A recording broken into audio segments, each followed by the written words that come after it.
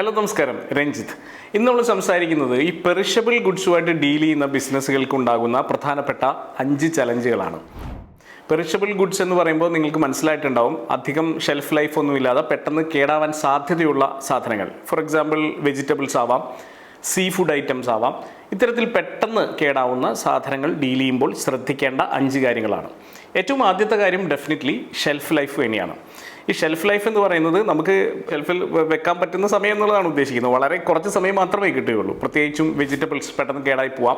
അതിൽ തന്നെ ഇപ്പോൾ ഫോർ എക്സാമ്പിൾ പറയുകയാണെങ്കിൽ സ്ട്രോബെറീസ്. ഇപ്പോൾ സ്ട്രോബെറി പോലുള്ളൊരു സാധനമൊക്കെ പലപ്പോഴും നമ്മുടെ നാട്ടിൽ വളരെ പോപ്പുലർ ആയിക്കൊണ്ടിരിക്കുന്ന ഒരു സാധനമാണ്. കറക്റ്റായിട്ടുള്ളൊരു ടെമ്പറേച്ചറിനകത്ത്, കറക്റ്റായിട്ടുള്ളൊരു കേസിനകത്ത് ഒക്കെ സൂക്ഷിച്ചില്ലെങ്കിൽ സ്ട്രോബെറി പെട്ടെന്ന് കേടായി പോകും. അപ്പോൾ അതുകൊണ്ട് തന്നെ കൃത്യമായിട്ടുള്ള ടെമ്പറേച്ചർ മെയിൻറ്റെയിൻ ചെയ്ത് കൃത്യമായിട്ടുള്ള കേസിനകത്ത് അത് സൂക്ഷിക്കുക എന്നുള്ളത് വളരെ പ്രധാനമാണ്. അല്ലെങ്കിൽ പെറിഷബിൾ ഗുഡ്സ് പെട്ടെന്ന് കേടായി പോകാനും ബിസിനസ്സിന് വലിയ നഷ്ടം സംഭവിക്കാനും സാധ്യതയുണ്ട്. അപ്പോൾ അവരുടെ ഷെൽഫ് ലൈഫ്, ഏത് പെറിഷബിൾ ഗുഡാണോ നിങ്ങൾ ഡീൽ ചെയ്യുന്നത്, ഇതിൻ്റെ ഷെൽഫ് ലൈഫ് എത്രയാണ് എന്നുള്ളത് കൃത്യമായിട്ട് ബോധ്യമുണ്ടായിരിക്കണം. അത് എങ്ങനെയാണ് സ്റ്റോർ ചെയ്യേണ്ടത് എന്നുള്ളതിനെക്കുറിച്ചും കൃത്യമായിട്ടുള്ള ധാരണ ഉണ്ടാവണം. അല്ലെങ്കിൽ പണി ഉറപ്പാണ്.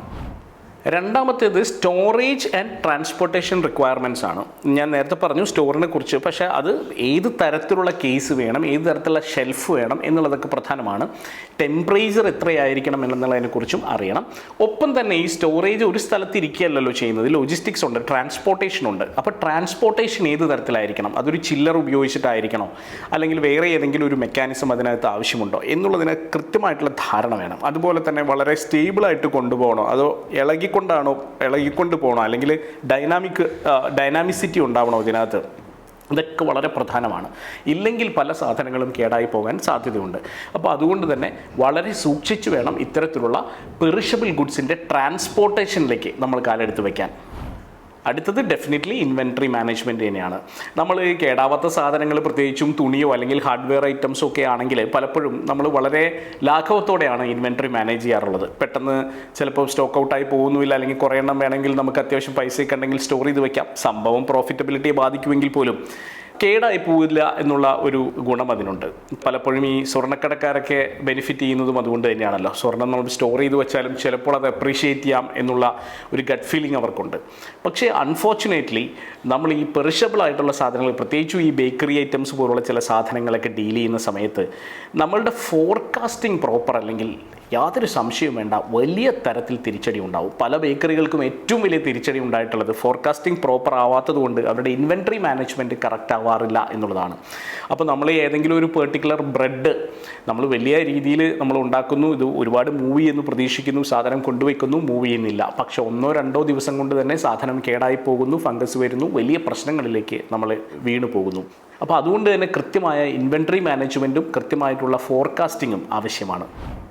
മറ്റൊന്ന് ഈ സപ്ലൈ ചെയിൻ ഡിസ്റപ്ഷൻസ് ആണ്. പലപ്പോഴും ജസ്റ്റ് ഇൻ ടൈം കോൺസെപ്റ്റ് ഒക്കെ ഉണ്ടാവുകയാണെങ്കിൽ വളരെ നല്ലതാണ്. പക്ഷേ അതിനകത്ത് തന്നെ ചിലപ്പം പെട്ടെന്നൊരു സ്ട്രൈക്ക് വരികയാണ്, ഒരു ട്രാൻസ്പോർട്ട് സ്ട്രൈക്ക് വരികയാണ്, നമ്മൾ ശരിക്കും ബാധിക്കും, പ്രതികൂലമായിട്ട് ബാധിക്കും. അപ്പോൾ അതിനുള്ളൊരു ഓൾട്ടർനേറ്റീവ് അറേഞ്ച്മെൻറ്റ് നമുക്കുണ്ടായിരിക്കണം, ഒരു പ്ലാൻ ബി നമ്മളുടെ കയ്യിൽ ഉണ്ടായിരിക്കണം. അപ്പോൾ പെറിഷബിൾ ഗുഡ്സ് ഡീൽ ചെയ്യുന്ന ആളുകൾക്ക് എപ്പോഴും ഒരു പ്ലാൻ ബി വേണം, അല്ലെങ്കിൽ പെട്ടെന്നായിരിക്കും ഒരു തിരിച്ചടി ഉണ്ടാവാൻ സാധ്യതയുള്ളത്. അപ്പോൾ പ്ലാൻ ബി എന്നുള്ളത് മനസ്സിൽ വെക്കേണ്ട ഒരു കാര്യമാണ്. ആൻഡ് ഫൈനലി റെഗുലേറ്ററി കംപ്ലയൻസസ് ആണ്. പലപ്പോഴും ഇപ്പോൾ ഫുഡൊക്കെ ആണെങ്കിൽ ഫുഡ് സേഫ്റ്റി വളരെ പ്രധാനമാണ്. കാരണം ഷെൽഫ് ലൈഫ് കഴിഞ്ഞാൽ പിന്നെ അത് ചിലപ്പോൾ നമുക്ക് എഡിബിൾ ആയിട്ടുള്ളൊരു കണ്ടീഷനിലായിരിക്കില്ല. പലതരത്തിലുള്ള അണുബാധ അതിനകത്ത് ഉണ്ടാകാനുള്ള സാധ്യതകളുണ്ട്.